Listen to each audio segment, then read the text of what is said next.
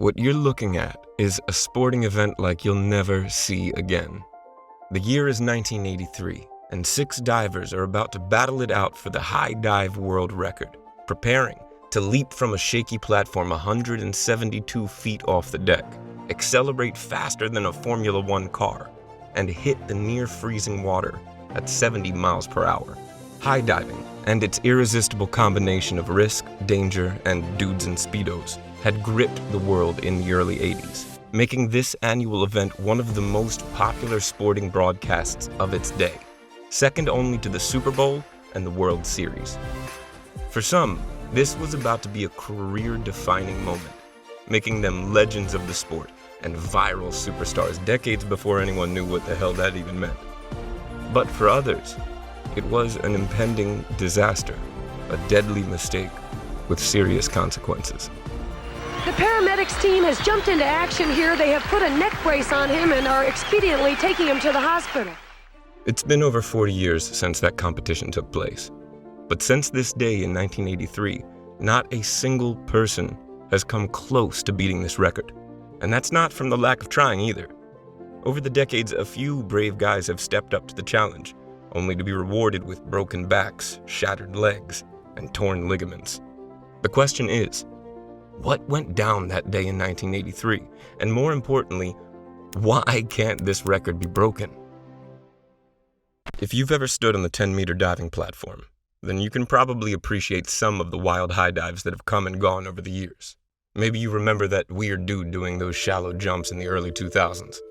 Or the insane phenomenon of death diving that took off a few years ago. And who can forget the Red Bull cliff diving series? Their annual world tour has become the face of modern high diving, pushing the difficulty with enough flips and rotations to make you feel sick just from watching.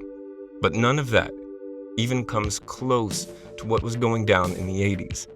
Take the Red Bull series, for example. These guys and gals are jumping from platforms somewhere between 70 and 90 feet, which is still plenty high enough to allow for some pretty horrific falls. But that's barely half the height they were jumping in 83. To fully appreciate what was going on back then, we need to lay down some ground rules. And I don't mean the 27-page manual cooked up by the Aquatics Association. I'm talking about what hardcore divers refer to as the classic rules. To set a record in the quasi-suicidal sport of high diving, you have to obey 3 key principles. Rule number 1, the diver must perform a minimum of a 180-degree vertical turn. That means at some point your head must be closer to the water than your feet, which is fundamentally what makes a dive, as opposed to a jump. Rule number 2, the diver must leave the pool unassisted. After completing the dive, the competitor must leave the pool under their own steam. If help is required, then the attempt is disqualified. Rule number 3, no protective equipment allowed. The old boys would suit up in a pair of Speedos, maybe a little tape around the knees for good luck, but shoes, helmets, or any specialized equipment is strictly off the table. Now, as you can imagine, hurling yourself 200 feet armed with only a pair of budgie smugglers and expecting to swim away unharmed is a pretty tall order. And that's exactly why this 1983 record has stood for so damn long. Jumping from this height and not getting injured is almost impossible. A dude called Randy Dickinson has probably come the closest to beating this thing. In 1985, he stuck the landing of this 174-foot dive, but shattered his femur in the process and was unable to leave the pool. Not only did he narrowly miss out on the world record, he then proceeded to spend the next 9 months in a wheelchair. It was a similar story in 1987 when Olivier Favre attempted a double back somersault from 177 feet, coming down with a messy landing and breaking his back, requiring the safety divers to carry him out of the water. But not everyone plays by the book. Somewhat controversially, the Guinness World Records recognizes Lazaro Schaller's 192-foot jump as the current standard for the highest dive, an attempt that violated all 3 of the classic rules. Now, I'm not arguing with what the guy did, because you'll sure as hell never catch me up there. But if you've seen Lazaro's jump, you'll know that he didn't perform a single rotation. He was kitted out head to toe in protective equipment, and he had to be carried out of the pool due to the torn ligaments he sustained. And although the Guinness World Records gave his jump the green light, not everyone was quite as impressed. Dana Kunze, the guy who held the record previously, had some pretty strong opinions on the matter, and plenty of people agreed that what Lazaro did was a ballsy cliff jump as opposed to a high dive. But watching Lazaro's jump does make you question how far you could push high diving whilst playing by the classic rules. During the high dive challenge of 1982, 5 divers attempted the record 170 feet, and all 5 sustained an injury of some sort. So, of course, the logical thing to do was raise the platform an extra 2 feet for the following year's competition. Things getting higher every year. You got that right. What's your feeling? Are you going to do it, or are you going to walk down? Oh no, I'm gonna do it.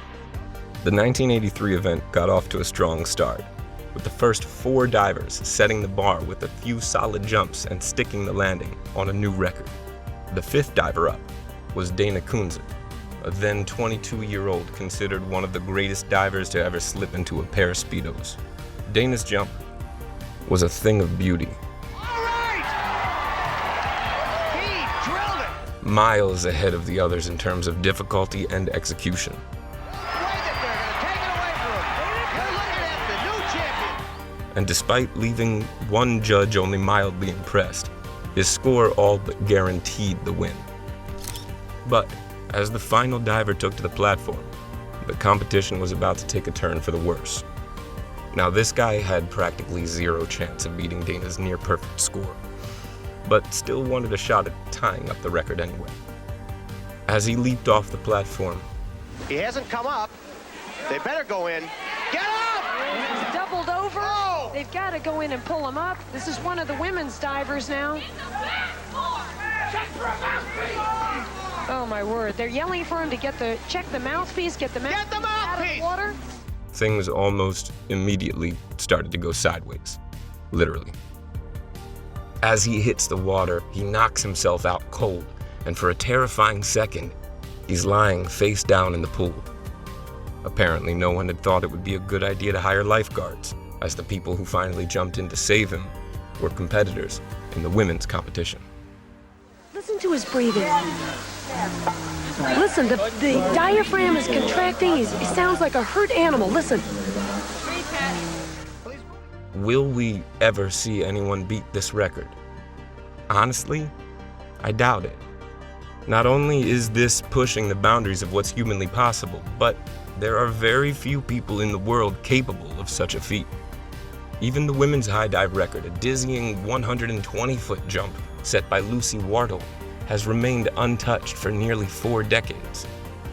Now, we might not ever see these records broken, but one thing we do know for sure is that people in the 80s were tough as hell.